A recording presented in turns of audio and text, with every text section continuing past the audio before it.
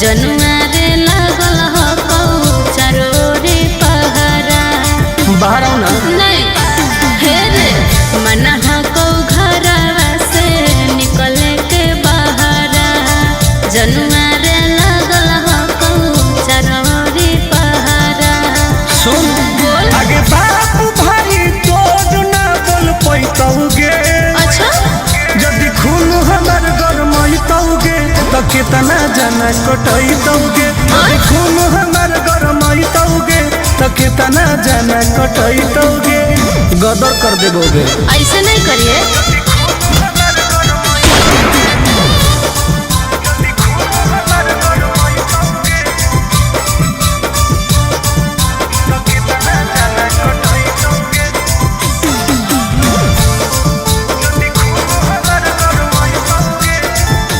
हमारा रोक दे तो जे ओकरा ठोक देबौ हम। लेके चाकू सीधे सीनावा में भोक देबौ हम।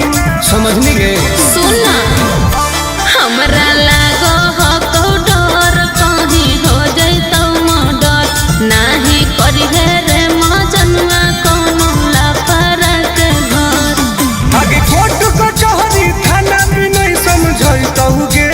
अच्छा जदि खून हमार गरमैतौगे तो कितने जना कटैतौगे। अरे जदि वाह। खून हमार गरमैतौगे तो कितने जना कटैतौगे।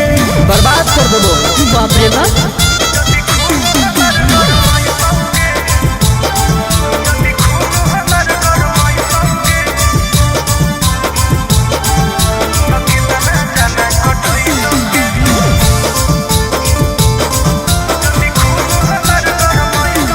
ना होई है परेशान ही रंगदार के तू जान। बतिया सुन ले खोल के कान हमर चलो हो कैसान। जलवा है जलवा। हे रे तू तो चाहो ही हमरा पूरा हो विश्वास हम देबौ तोरा साथ हे रे आनंद परकाश। आगे टुन से कोई अलग नहीं कर पैतौगे। हरे जदि खून हमार गरमैतौगे तो कितने जना कटैतौगे। जदि खून हमार गरमैतौगे तो कितने जना कटैतौगे। खून के नदी बहा देबो। देख अपराधी नहीं बन।